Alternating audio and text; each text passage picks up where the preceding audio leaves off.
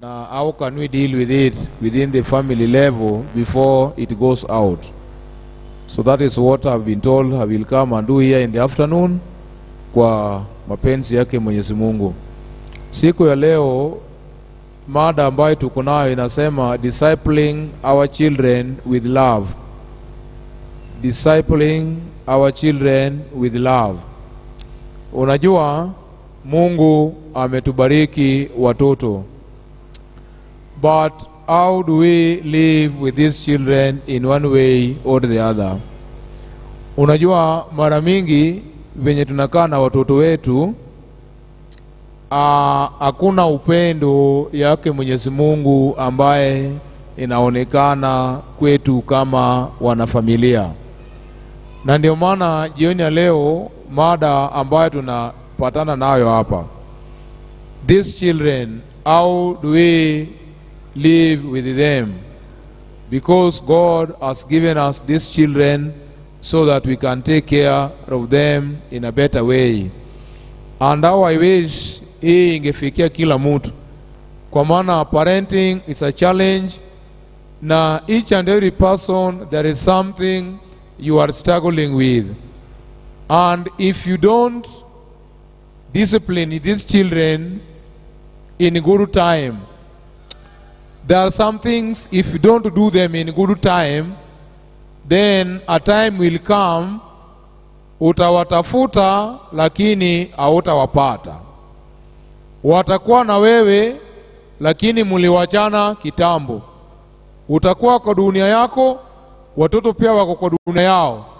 Mutakuwa mnajaribu kuongea lakini hamutapatana kilugha. Na ndio maana tunapoishi na wao, na ndio maana mwandishi ametuambia mambo hapa ambaye iko na uzito wake. Anasema hivi, parents stand in place of God in the lives of their children. Yani hao watoto ambaye Mungu ametubariki nayo, we are standing in for God. Yani kila kitu ambayo tunafanyia watoto, Mungu mwenyewe ndiye angekuja kufanya, na kwa sababu Mungu hawezi kuja kufanya yeye mwenyewe physically, is now delegating that responsibility to us. Now swali ni hili, wewe pamoja na mimi ambaye tunaishi katika hiki kisasi ambaye ni ngumu, how do we live with these children? How do we discipline them? Na tunaambiwa hao watoto, before they develop their personality or their relationship with God, they learn about God, they even experience this God through their primary caregivers. Who are the primary caregivers? It is you and it is me. So inamaanisha nini? Tunapoishi na watoto katika familia, the seeds of love we are planting in them, they are going to love this God or they are going to hate this God, depending on what they are seeing from us. Na ndio maana anatuambia hivi, the seeds of love are awakened in the loving welcome given to a newborn baby, and the awe and the wonder of their birth, and the adoring look of the parents in their child eyes. Yani ile mbegu ya upendo, it is being implanted in these children, because mtoto anapozaliwa ajui nini inaendelea. Now, how do you relate with your children? Unajua mara mingi God has given us these children as a gift. By the way, a gift is not a right. I will give you a gift at my own time. Na kuna watu wamekaa muda mrefu bila watoto mpaka wanatamani tu siku moja awaweze kupata. Lakini sisi wengine ambaye Mungu ametubariki na watoto, then we are again mistreating these children. Wacha nikwambie hivi, parents are to take care of the children at all what? At all times. What am I saying here? Hao watoto unapokuwa na wao, it is your responsibility as a parent to take care of them at all time. Na wazazi wengine wameshindwa kuonyesha ile upendo wake Mwenyezi Mungu kwa watoto wao. Kwa njia gani? Venye wanaishi, venye wanakaa. Na ndio maana nilisema hivi, kuna nyumba zingine siku hizi upendo wake Mwenyezi Mungu iliama. Inawezekana munakuja kanisa kila Sabato, unahudhuria kila ibada ndio, lakini upendo wake Mwenyezi Mungu haiko ndani ya hii nyumba. Ndio maana dada Ellen G. White anapoandika kitabu Adventist Home anasema our homes should be a little heaven whereby when our children can get out of these homes one day they may want to come back and even feel the love which they receive from their parents. Lakini mara mingi kuna nyumba zingine hata watoto wanafumilia tu kukaa. Wanapokaa wakubwa hivi wanaenda na wafanye nini? Hawatarudi tena. Kwa sababu gani? The way we are treating our children. Let me tell you, sometimes hao watoto wanapofanya makosa lazima tuwarekebishe. Na tunapowarekebisha hao watoto lazima tuwarekebishe kwa nini? Kwa upendo. Na ndio maana Mungu alipokuwa anaahidi wana wa Israeli na aliwaambia hivi, haya maneno ambayo nimwambia nyinyi siku ya leo, mutafunza watoto wenu mukikaa chini, mukitembea kwa barabara, mukilala. Yani kila wakati ni kufundisha hao watoto. Kusema nini wapendwa? Kazi ya kufundisha hao watoto ni ya wazazi. Unajua mara mingi tunawachia walimu. Hata walimu wengi pia siku hizi akili yao imeharibika. Tuliona vita ambayo imefanyika hapa Kisii 2 times. Tumeona tu wewe umepeleka mtoto shule na wanakutana na walimu. Na kwa sababu hao walimu pia ni wazazi kama wewe na mimi. Na kama wewe ndio umeshindwa na mtoto wako, itakuwaje mwalimu atamanage yeye? Na kuna wakati COVID-19 ilikuwa katika nchi hii, watoto walikaa nyumbani for around 3 months. Wazazi wakaanza kulalamika, wakasema hao watoto wanakula sana, warudi shule. Can you imagine? Mtoto wako anakula mpaka una complain. Yaani mtoto wako anakula mpaka una complain. Hii kukula ametoa wapi? Si wewe ndio ulikuwa unakula, ni ile tu uweze jua. Yaani mimi naona even last year walipofunga December long holiday, mpaka wazazi wana complain, wanasema hao watoto waendelee kukaa shule kwa maana wakiwa nyumbani wanakula sana. Look at that. Na wewe ni mzazi. Kwa hivyo mtoto wako anakula akiwa na wewe. Kwa hivyo wazazi wa siku hizi they are more comfortable watoto wakiwa shule kuliko watoto wakiwa na wao. Na no wonder ndio maana tunawapeleka boarding wakiwa wadogo. Mtoto tu ni mtoto wa class 3 amepelekwa boarding. Yaani mtoto, yaani mzazi anakaa comfortable huyo mtoto kama yuko karibu na yeye, afadhali aenda kae shule huko. Can you imagine mtoto wa class 3 grade 3 amepelekwa boarding, grade 4 amepelekwa boarding. Sasa huyu mtoto atajuaje? Na hiyo shule ambayo napeleka yeye boarding si hata shule ya kanisa, ni hizi zingine. Sasa huyu mtoto atakuwaje Mkristo? Unajua wazazi wengi afadhali mtoto apate A. Hata kama amepata A anakunywa pombe mpaka analala huko, hiyo haijalishi. Then we are also in a country where we are not interested in the process, we are interested in the result. You know, approach any parent outside there and you tell them, ukuna mtoto katika class form 4 ama class 8, please give me 200,000 and mtoto wako atapata A, atakupea.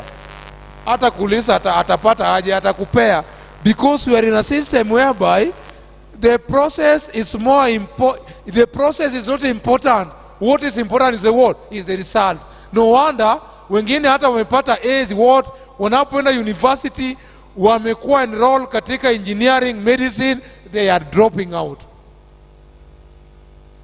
Na ndio maana jioni ya leo wapendwa, kazi ambayo Mwenyezi Mungu ametupea ili wewe na mimi tuweze kufanya ni kazi ya kufanya nini? Kulea au watoto. Let me tell you, a hunger for God is planted, but the seeds fail to sprout due to spiritual what? Neglect. Mara mingi we don't want to teach them hizi mambo yake Mwenyezi Mungu. Unapoangalia mara mingi kanisa tuko na lesoni ya watoto, but unapata msasi anasema hizi lesoni ni expensive, hawezi nunua. Lakini mtoto anapoandikiwa textbook ile ambayo inatakikana shule, do you compromise? You will buy, you like it or what? Or not? As parents, God has given us the responsibility to impart spiritual things to our children. It is your responsibility. It is my responsibility. And let me tell you, if we don't impart spiritual things to our children, when we will be old, when you will want these children to come and care for you because you didn't teach them the way of God, you will not see them. And that is why many times some of them cannot even go home because we didn't teach them these things in good time. Let me tell you, God has given us a responsibility as parents to impart spiritual things to our children when they are still young. Our children should not suffer if we love God. We need not to neglect children. Unajua niliona last week, was it last week? It was very sad. Niliona wasasi wali neglect watoto wadogo. Mtoto mwenye siya kuna miaka sui ngapi akawachwa. Sasa yeye hakuna hata chakula, yeye ndiye anaenda kupikia wengine. And do you know, even sometimes we are living with our children and it is as good as we have neglected them. We have neglected them. Tumewachilia tu. Uko na wao within the same roof, lakini you have neglected them seriously. There are some things these children want and they cannot even get. And let me tell you, the way we are treating these children when they are young, they will treat us the same when we are old. If you want to know it is true, ebu angalia tu wale watu ambao wali neglect watoto. Unajua kuna watoto wengine wana survive. Wasasi wako na pesa, but their children are surviving. You can't take them to good schools. You can't give them good meals to eat. They are just surviving. And a time will come, if you neglect them, a time will come.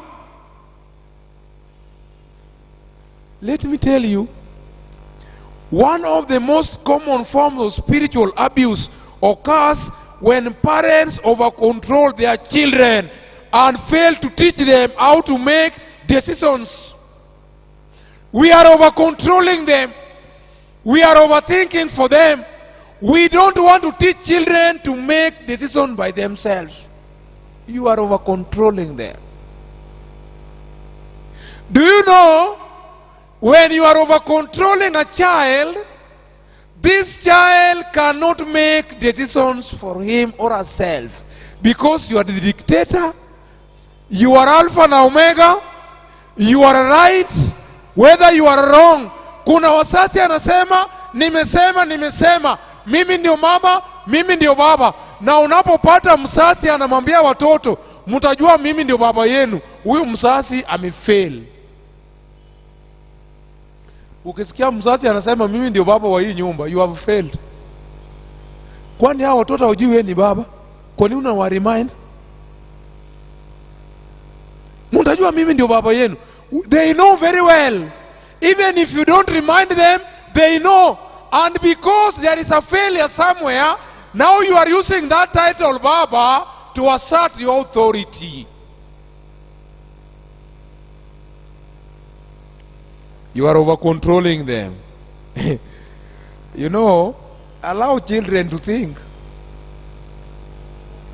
Kuna siku mtoto wangu mdogo ananiuliza chai ilikuwa inaiva kwa gas. Na chai imeiva, amesima gas. Anambia, "Daddy, nipeleke hii chai niweke wapi?" Nikamwambia, "Yenda mwaga nje." Because anaponiuliza niweke wapi, hapo kuna thermos, kuna jug. Na ananiuliza, anataka mimi nimfikirie venye atafanya. Nilimwambia yeye, "Chukua hiyo chai, enda mwaga nje." Alafu akanambia, "Hapana." Nikamuuliza, "Kwa nini?" Akanambia, "Ama ni mwage kwa thermos ama jug." Nikamwambia, "Chagua moja." You have helped this child to think. Can you imagine, you want me now to tell you uchukue thermos na unaona? So hii ndio mtoto anakaa kila siku atakuja na kuuliza vitu. Amefika umri ya kuoa, anakuja kuuliza, "Wewe daddy, nioe ama nisioe?" Anataka kununua nguo. Yani you are over controlling children. And mimi nilimwambia yeye, "Enda mwaga nje." Nilikuwa nataka kujua atatumia akili ama atatumia nini. Akajua hii si ya kumwaga nje, hii ni ya kukunywa. Sasa hiyo jug na thermos, sikumwambia yeye mwaga kwa jug na thermos. Akatumia akili, akasema wacha nimwage kwa thermos. Nikamuuliza, "Kwa nini?" "Nikimwaga kwa jug itapoa." Si mtoto ametumia akili. Hakuna siku atakuja kuniuliza maswali kama hiyo tena. If you over control children, and let me tell you wazazi wenzangu, hii dunia hatujui ya kesho. You can be alive today, tomorrow you are dead. Now, are you leaving people who are responsible? Can they even make decisions by themselves? Na ndio maana kitu inapofanyika, unajua ile G. White is saying, "Let us not fill this world with useless things." Amesema, go and read Adventist Home. When something happened today, you are not there tomorrow. Will these children stand? Na ndio maana wengine wako katika university. Wewe mzazi, mtoto bado hawezi enda kuishi peke yake, hata apike, lazima utalipa pesa ya hostel. Yeye kila wakati akona pesa, anatembea. Unajua ukienda kwa university is very funny. Unapata watoto wanatembea na straw na juice. Umeona watoto kama hao? Unajua mimi nilikuwa Baraton. Unaona wanatembea na straw na juice. Lakini kuna watoto wengine walelelewa wakajua. Baraton hapo Friday kama leo ni soko. Unapata mtoto akona 50. Na anaenda kwa soko, ananunua nyanya ya 20, anapiga budget na hiyo 50 mpaka wiki isha. Lakini hao wengine people you over control. Mimi nawapenda. Mtoto akienda kucheza nje kidogo, kuja hapa, atachafuka. Allow these children to play. Don't over control them. And even in this play, be with them in this. And that is why sometimes parents, when your children are playing, play with them. Firikicho, banture, nikuje, hapana, cheza na wao. Usianze kusema ni utoto. Because when you are playing with them, when you are involving yourself in their activities, you are building your bond between you and your children.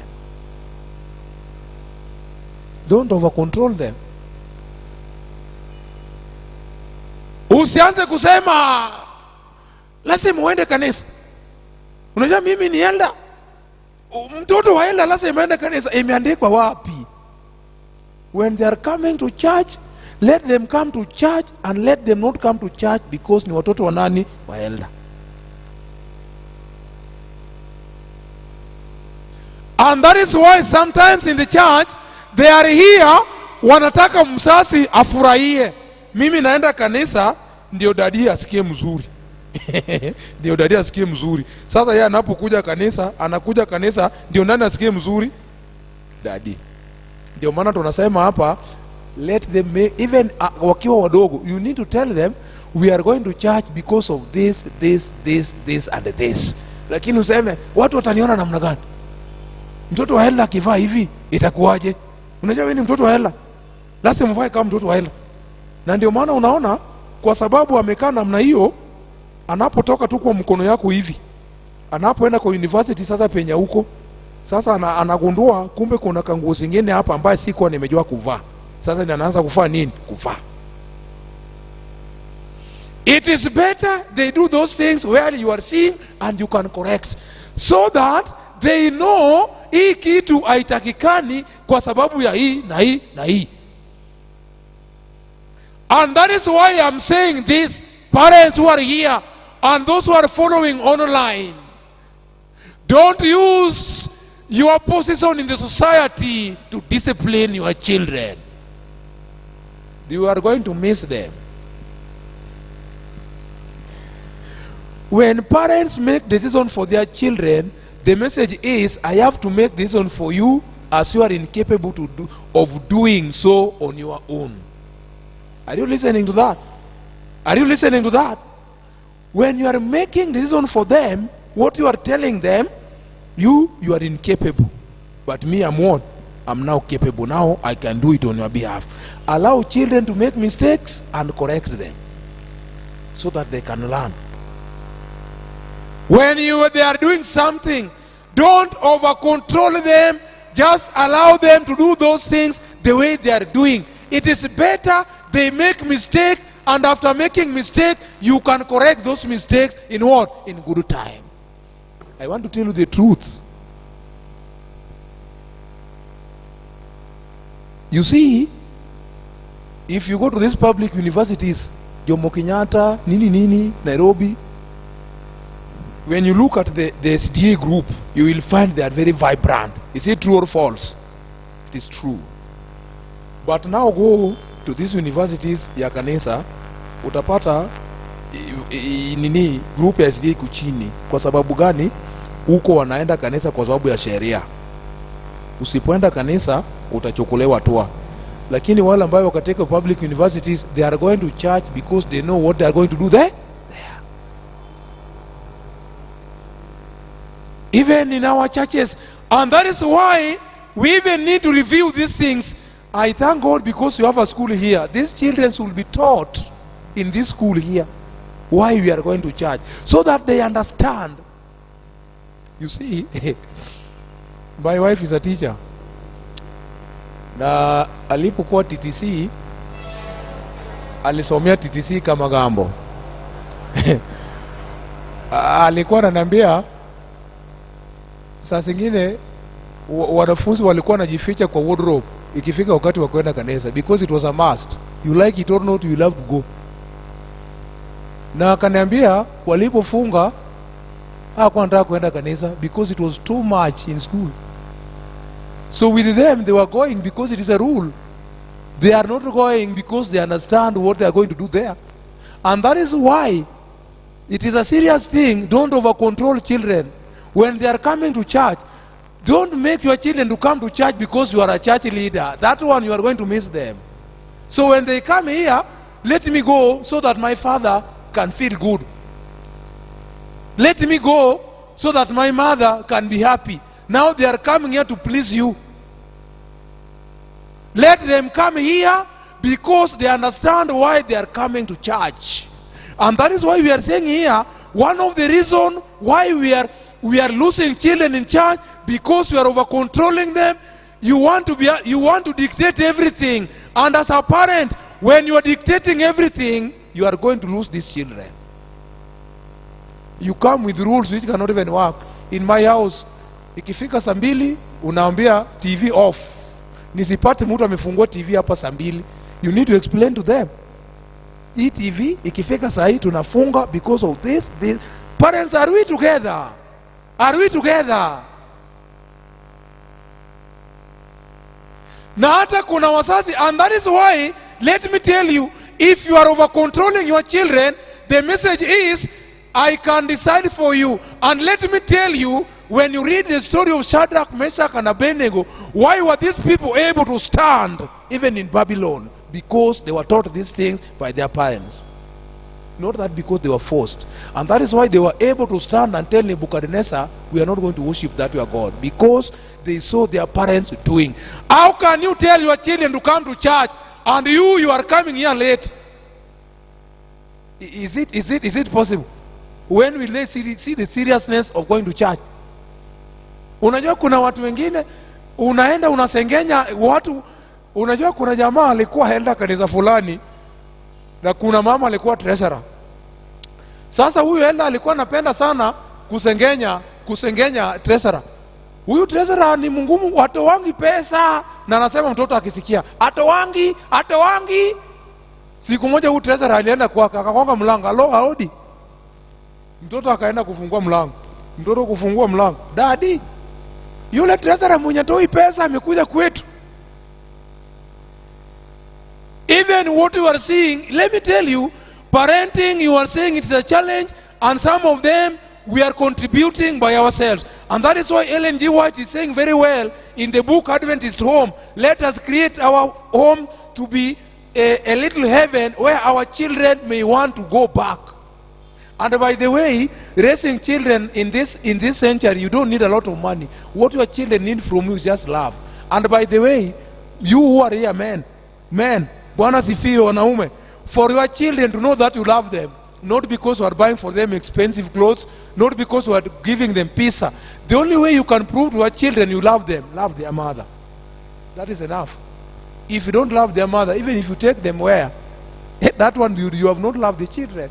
If you want your children to know that you love them, just love the mother automatically. And that is why some men, we are struggling to teach our children. You take them to good schools, and when now they become old, they are now of age, and you now umekuwa mzee, sasa wanaenda kupenda mama. Kwa sababu gani? Hiyo wakati ulikuwa unafanya hizo vitu zote au kupenda mama yao. Na by the way, children, they will transfer their love to the weaker person, because ladies sometimes, unajua, if you don't love this mother, watoto wanaona that they know. Hata kama unawapeleka shule gani, watasoma tu. Ndio maana saa zingine wewe umepea mtoto pocket money 2000, bibi yako ako kwa jikoni analeta, amekupea pesa ngapi? Mami amenipea 2000 peke yake ndiye amekupea 2000. Mimi nilijua wewe usipea wewe zaidi ya hiyo. Hebu chukua hiyo 500 nimekuongezea. Unaona, hata mimi sifanyi kazi, nimekupea 500. Sasa hii 500 kwa mtoto itakuwa muhimu kuliko ngapi? Wewe umekaa hapo, watoto wangu wako starehe, endelea kupeleka starehe. If you don't love this woman of yours, mpendwa mwanaume mwenzangu, and that is why when we become old as men, we are foreigners in that family. Utawasomesa wakati wamekaa wakubwa. Bibi sasa amepanga, wamesoma, mwingine daktari, mwingine bibi anakupangia baba nani, sikiza, mimi naenda kutembelea mtoto wetu yule Eldoret, nitaenda kukaa hapo 2 weeks. Nikitoka Eldoret nitaenda Nakuru 2 weeks. Nikitoka Nakuru nitaenda Nairobi 2 weeks. Nitamalizia na Mombasa. Amekuachia unga hapo, unapika. Hizi vitu ilianzia wapi? Na tena saa hiyo nguvu imeisha. Unaambia mama nani, ukirudi umwambie yeye aninunulie kashati. Sasa ndio upate vitu kwa mtoto, unaenda kwa mama. If you don't love this woman of yours, don't even waste your time. But if you love the mother, and let me tell you, if you love their mother, they will just see. You cannot even hide it. They will just see how you talk with the mother. Mimi kuna siku mtoto wangu mdogo alini challenge, daddy nikasema hapa nikae chonjo. Mwanaume ati mtoto mdogo amejikojolea nguo, badala ya kuchange, mama nani auoni mtoto, saa hiyo mama anafua nguo, change hiyo pampers. Ndio sasa can you imagine huyu mama amebeba mtoto for 9 months, amebonda na yeye. Sasa anapozaa tena unataka mtoto atoke kwako aende kwa mama. Mimi nangangana na hiyo love. Nachukua yeye na mpangusa na mosa, ili hata at least mimi pia nipate kadogo. Lakini kila kitu, uone huyu mtoto wako na njaa, uone nini, ujue ile bond ambayo ilikuwa nayo na mama for 9 months inaendelea kuongezeka huko. Wewe you are alone there. And they are seeing, can you imagine you are a man, you are seated in the house reading newspaper, watching TV na chai inamwagika kwa gas. Mama nani? Hauoni chai inamwagika kwa gas? Wewe unajua bei ya maziwa, ujui gas inaisha. Unajua mtoto anaangalia mami anakuja amewacha nguo. Unajua mtoto anaona hapa kuna maneno. We are creating them, and that is why we are saying here, children benefit from the guidance of the parents when making decisions, and grow in the process when parents help them review their word, the outcome. Allow them. Number 2, ambaye ni ya mwisho. Another phase of spiritual abuse is using the Bible or the writing of Ellen G. White as a club to beat the children. Unatumia Biblia na maandishi ya Ellen G. White, unawagonga nao. Ellen G. White alisema watu wasikule blue band. Huyu mtoto anajua huyo Ellen G. White ni nani? Mtoto mdogo unakausa yeye ati wewe ni mtu wa reform. Sasa unapelekea mtoto. Hapa Ellen G. White alisema tusikunywe sukari. Alimwambia nani? Mtoto ataenda kupata sukari kwa jirani, atalamba, utafanya kesi kwa jirani. Kwako umekaa. So unapofanya hivyo, unajua unatumia Biblia kugonga yeye. Sasa huyu mtoto atachukia Biblia na atachukia maandishi ya Ellen G. White. Atasema hizi maandishi ya Ellen G. White ndiye amesema nisikunywe sukari, sasa hataki. Unatumia kugonga yeye. Kama we ni mtu wa reform, usiingize watoto wako kwa reform yako.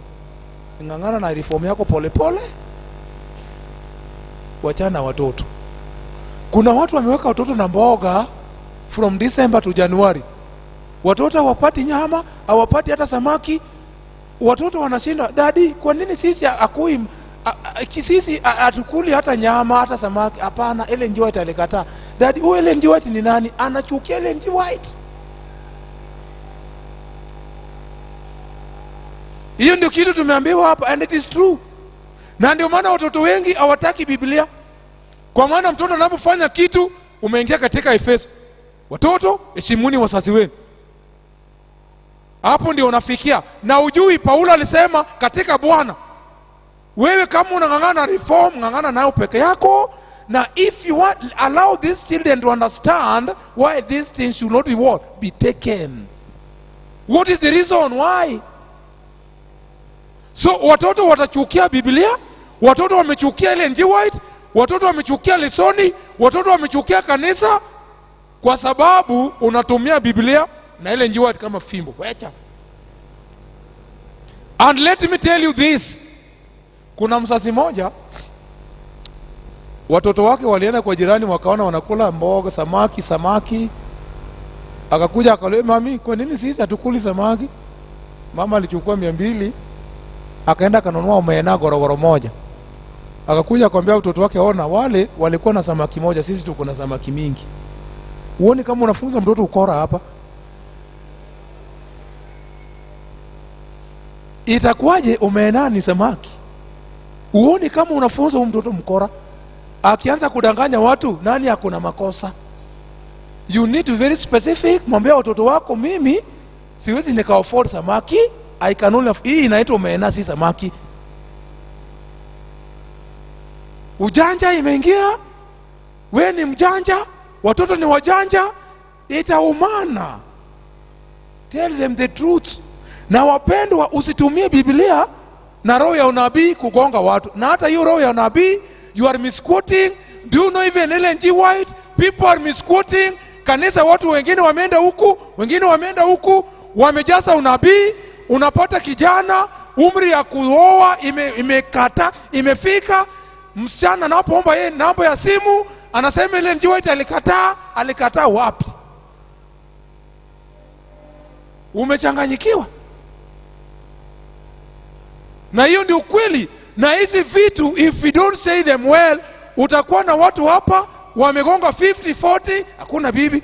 Yeye jamaa akiwa na homa anachanganya vitu mpaka Sisemi roho ya nabii ni mbaya, but now how do we apply this thing? Unajua kuna msana moja alienda kwa pastor mwenye alikuwa anaenda kuunganisha ndoa. Akasema, pastor, mimi huyu jamaa sitaoa. Kwa sababu gani? Huyu jamaa ananuka kitunguu saumu. Surely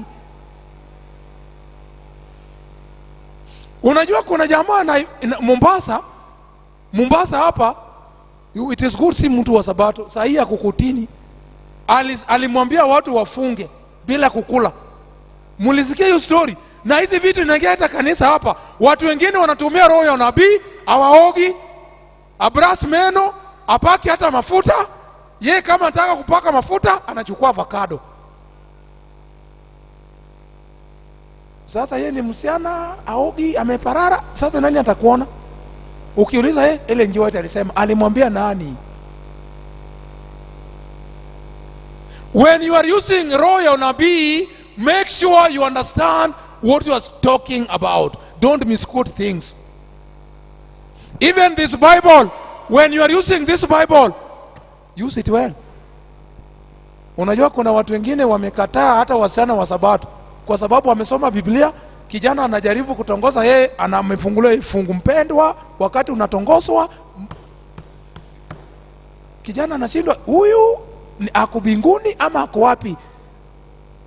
Ndio maana unaona kanisa hata kuna wengine mwaka imefika na ukiangalia yeye, unajua kusoma Biblia si mzuri, si mbaya, but let me tell you, this Bible should not isolate you from people, it should unite you. Itakuwaje umesoma Biblia, umesoma roho ya nabii, unatembea peke yako? Kuna wengine utaona yeye anakuja hapa Sabato, akuli kila kitu, na yeye hata bibi yake amekaa kwa kona huko. Hiyo chakula mulipika saa ngapi? Saa 9. Muliombea? Hatukuomba, hiyo mimi sikuli. Enda pika hiyo yako, uamuke hiyo saa 9 yako kuja ukula. Wacha kusumbua watu. Umetumia mafuta gani? Ulitumia lianto? Inaitwaje? Ulitumia sunflower? Ati mimi nilitumia kimbo. Ile ya solid, hiyo sikuli. Kama ukuli hiyo, nunua yako, kuja ukule pole pole. Wacha kusumbua watu. Si ajabu, unajua kuna makanisa pia imejaa na offshoot. Kwa sababu gani? Roho ya nabii hata haelewi. Ukimuuliza ile njiwa italipokuwa anasema hii alimwambia hii kitu akiwa wapi, ameanza kukasirika. Kuna wengine tulipambana nayo huko Mudhurwa, anasema wachungaji wa siku hizi wamekataa. Sasa ati amepata, I've received a new light. How can a new light be to you? Even you are confused. You are telling us health reform, and even the way you appear, instead of being a health reform, it is a health deform. So don't use those things to your children. You can understand, but these children cannot understand. And let me tell you this, ile kitu ambaye imeenda kwa kila mtoto akiwa mdogo hata sahau.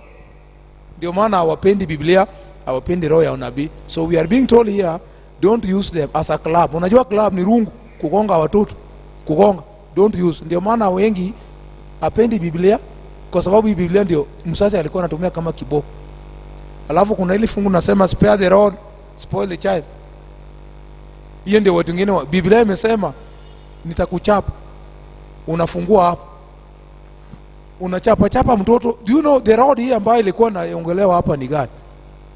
Ile spare the rod ambayo iliongea katika kitabu cha Proverbs chapter 13 verse 24 ni nini? Unajua fimbo wakati ile haikuwa inatumika kugonga. Fimbo ilikuwa inatumika ku take care of the sheep. Ndio maana Daudi anaposema Bwana ndio mchungaji wangu, kando ya majani ya beach ananilinda. Fimbo lake, hiyo fimbo ni nini? Fimbo si ya kuchapa. Fimbo is to protect the sheep.